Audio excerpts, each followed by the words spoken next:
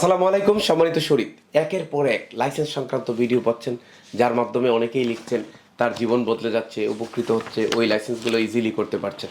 তো আজকে সেই প্রক্রিয়া, আপনি একটা ইন্ডাস্ট্রির মালিক, ইন্ডাস্ট্রিটা কী করে কলকারখানা পরিদর্শন অধিদপ্তরে নিবন্ধন করবেন, কী কী ডকুমেন্টস লাগবে, কত টাকা লাগবে, কতদিন সময় লাগবে, কেন নিবন্ধন করা জরুরি, প্রতিটি বিষয়ে কথা বলবে যথারীতি কোম্পানি কনসালটেন্ট এবং ইনকাম ট্যাক্স অ্যাডভাইজার জনাব ফরিদউদ্দিন।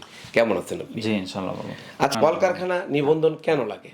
হ্যাঁ, এটা হচ্ছে আপনার যে কোনো ফ্যাক্টরি করতে গেলে ফ্যাক্টরিতে যেহেতু আপনার শ্রমিক করেন, এই জন্য আপনাকে একটা নিবন্ধিত প্রতিষ্ঠান হিসেবে করতে হয়, যেটা কাজ করার প্রয়োজন। এটা হচ্ছে কলকারখানা অধিদপ্তর থেকে এই নিবন্ধনটা দিয়ে থাকে।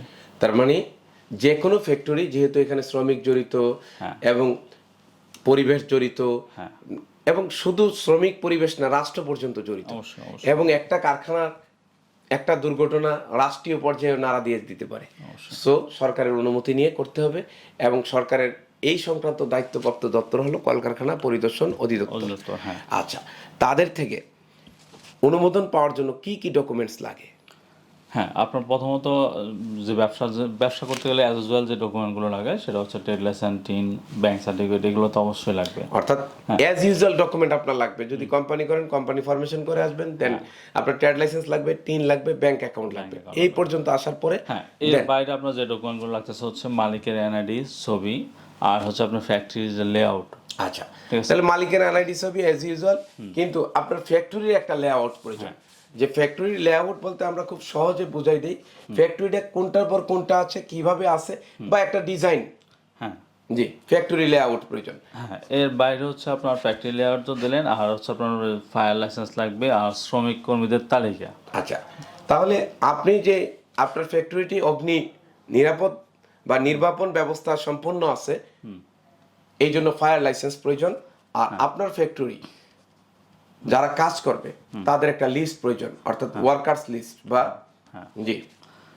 হ্যাঁ, এই লিস্টটা দিয়ে এখন আবেদনটা বর্তমানে অনলাইনে নিচ্ছে, এগুলো দিয়ে আবেদন করতে হয়। তাহলে আপনারা খুব ভাগ্যবান, এমন এক যুগে আসছেন সব ডকুমেন্টস অনলাইনে করতে পারবেন। অনলাইন অ্যাপ্লিকেশন জমা দিবেন। হ্যাঁ, অনলাইন অ্যাপ্লিকেশন জমা দিয়ে সাথে হচ্ছে আপনার এগুলো ম্যানুয়ালিও আপনার ওই যখন অ্যাপ্লিকেশন জমা দিবেন ওখান থেকে একটা কপি বের হবে, এটার সাথে ম্যানুয়ালি সবগুলো ডকুমেন্ট দিয়ে আপনার সংশ্লিষ্ট দপ্তরে জমা দিতে হবে। ম্যানুয়ালি ডকুমেন্টসগুলো মানে অনলাইনে তো আপলোড দিবেনই, ম্যানুয়ালিও জমা দিতে হবে। জি, তো এই যখন আপনি জমা দিবেন, জমা দেওয়ার পরে হচ্ছে আপনার এখান থেকে একজন ইন্সপেক্টর আপনাকে আপনাদের অফিস না ফ্যাক্টরি ভিজিট করবে। জমা দেওয়ার পরে একজন পরিদর্শক আপনার ফ্যাক্টরি ভিজিট করে ওই তথ্যগুলোকে যাচাই বাছাই করবে। এর প্রেক্ষিতে উনি রিপোর্ট দিবে, রিপোর্টের পরে আপনার সার্টিফিকেট পাবেন। এর পরিপ্রেক্ষিতে উনি যে রিপোর্ট দিবে, এটা পজিটিভ হলে সার্টিফিকেট পাবেন, নেগেটিভ বা রিকমেন্ডেশন থাকলে সেটা আবার আপনি সংস্কার করে আবার ওদেরকে ইনফর্ম করতে হবে। তিনি তো পজিটিভও দিতে পারেন, নেগেটিভও দিতে পারেন। হ্যাঁ, উনি পজিটিভ দিতে পারেন, নেগেটিভ দিলে কি তার অ্যাপ্লিকেশনটা টোটাল বাতিল হয়ে যাবে, না তাকে বলবে এই জিনিস আপনি কারেকশন করেন? কারেকশন করতে বলবে, হয়তোবা কারেকশন করতে বলবে। সাধারণত আমরা দেখি ম্যাক্সিমাম জায়গায়, যেমন বিএসটিআই বলেন, তারপর পরিবেশ অধিদপ্তর বলেন, ফায়ার বলেন, এই লাইসেন্সগুলো যেহেতু অনেকের পক্ষে ক্রাইটেরিয়া ফিল আপ করা একটু জটিল হয়ে থাকে, আবার অনেকে খুব স্বাচ্ছন্দ্যে করে ফেলতে পারছেন। যারা একটু অসুবিধায় আছেন তাদেরকে গভর্নমেন্ট আসলে সুযোগ দিয়ে থাকে। আর একটা প্রতিষ্ঠান করছেন, অনেক টাকা বিনিয়োগ করছেন, গভর্নমেন্ট কিন্তু সিম্প্যাথাইজ, বিভিন্ন ধরনের রিকমেন্ডেশন দিয়ে থাকে যে আপনি এটা ঠিক করেন, আমি আবার এক সপ্তাহ পরে ভিজিটে আসতেছি, বা ঠিক করে আপনি আমাদের অফিসকে জানান, অফিস আবার এই সংক্রান্ত ভিজিট করবে। আচ্ছা, ফি কেমন লাগে? হ্যাঁ, ফিটা হচ্ছে আপনার শ্রমিক, আপনার হচ্ছে যেখানে কতজন শ্রমিক কাজ করবে তার উপরে বেস করে ফি। একটু যদি আইডিয়া দেন, ধরেন আমার 100 শ্রমিক, তাহলে ফি কত? 1000 শ্রমিক ফি কত? 10,000 আমরা স্ক্রিনে আপনার দিয়ে দিচ্ছি, তবে মিনিমাম ফি হচ্ছে আপনার 500 টাকা, খুব বেশি ফি না। তারপর আপনার স্ক্রিনে আমরা পুরো লিস্টটাই আপনাকে দিয়ে দিচ্ছি। মিনিমাম ফি 5000, তাছাড়া স্ক্রিনে পুরো লিস্টটা দিয়ে দেওয়া হবে, যাতে আপনারা বুঝতে পারবেন কার কত শ্রমিক আছে এবং কত টাকা খরচ যাবে। আচ্ছা, আর কোনো এডিশনাল তথ্য দরকার এটা করার জন্য? না, আর কোনো এডিশনাল তথ্য দরকার নাই। আমরা এটা সাধারণত আমরা 1 থেকে 2 সপ্তাহের মধ্যে পেয়ে যাই। 2 সপ্তাহ লাগে না, 1 সপ্তাহের মধ্যে পেয়ে যাই।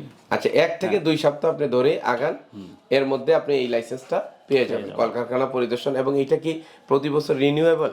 হ্যাঁ, অবশ্যই রিনিউয়েবল। অর্থাৎ আপনাকে এই লাইসেন্সটাও প্রত্যেক বছর যারা কলকারখানার মালিক তাদেরকে রিনিউ করতে হবে। আচ্ছা, আমরা অর্থ বছরের উপর ডিপেন্ড করে, অর্থ বছরটা শেষ হলে আপনাকে নবায়ন করতেই হবে। আমরা অনেক ফ্যাক্টরি ভিজিট করেছি পার্সোনালি, বিভিন্ন জায়গায় কাজ করতে যেয়ে দেখেছি কলকারখানার যে নিবন্ধন লাগে এটা অনেকে জানেই না, এটা নেয় নাই, এবং তাদের ফ্যাক্টরি চালু আছে।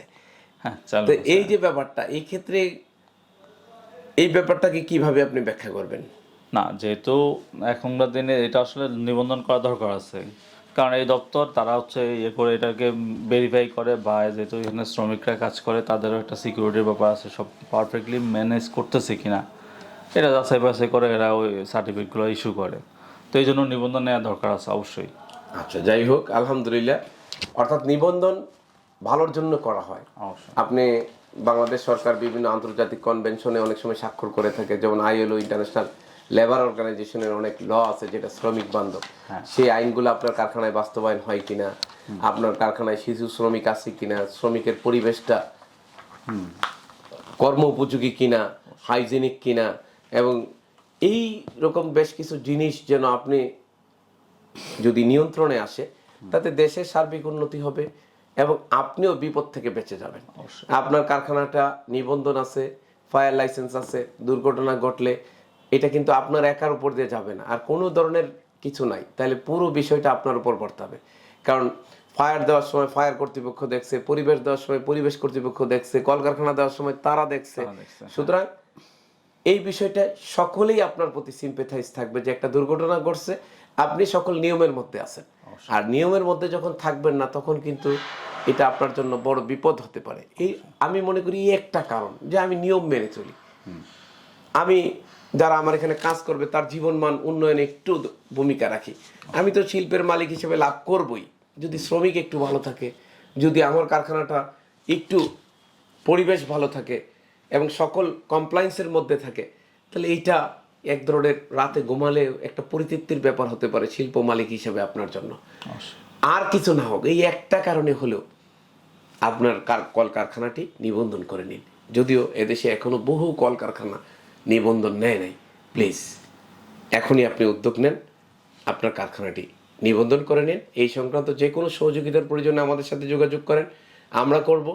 তার বাইরে আপনি নিজে একা একাই করে নিতে পারবেন। আমাদের লক্ষ্য কিন্তু আপনি আপনার লাইসেন্স নিজেই করে নেন, যার ফলে প্রত্যেকটি লাইসেন্স করার উপর আমাদের ভিডিও আছে। যদি কোথাও আটকে যান, পরিবেশ লাগবে ভিডিও দেখে নেন, ফায়ার লাগবে ভিডিও দেখে নেন, ট্রেড লাইসেন্স লাগবে ভিডিও দেখে নেন, সংশোধন লাগবে ভিডিও দেখে নেন, ইভেন আপনি বিজনেস প্ল্যান কি করে তৈরি করবেন পারছেন না, ভিডিও দেখে নেন, আপনি বিজনেস পোর্টফোলিও কিভাবে ম্যানেজমেন্ট করবেন পারছেন না, ভিডিও দেখে নেন। সব বিষয়ের ভিডিও আছে। ইনশাল্লাহ আগামীতে আপনার যা প্রয়োজন হবে এই বিষয়ে আমরা দুজন আপনার সামনে ভিডিও নিয়ে আসব, যার ফলে বাংলাদেশের ব্যবসা বাণিজ্যের একটি ইনফরমেশনও থাকবে না যেটা আমাদের ভিডিওতে নাই। আবারও বলছি, শুধু আপনি সক্রিয়ভাবে এই ভিডিওগুলো ছড়িয়ে দিন। ভালো কাজের মূল্যায়ন যদি না করা হয়, ভালো কাজটা বেশি দিন টিকে থাকে না। আমি ভালো বিরিয়ানি রান্না করি, কেউ খায় না, তাহলে একসময় আমি আর বিরিয়ানি রান্না করব না, তখন কিন্তু আপনার পক্ষে ভালো বিরিয়ানি খাওয়া সম্ভব না, রাস্তার পাশের কাওয়া বিরিয়ানি খাইতে হবে। সো এখনই আপনি শেয়ার করে ভিডিওটি সকল প্ল্যাটফর্মে ছড়িয়ে দিন। আপনার এই ছড়িয়ে দেওয়া অপর ভাইকে হতাশা থেকে বাঁচাবে, আমাদেরকে উৎসাহিত করবে। ভালো থাকবেন। আল্লাহ হাফিজ। আসসালামু আলাইকুম।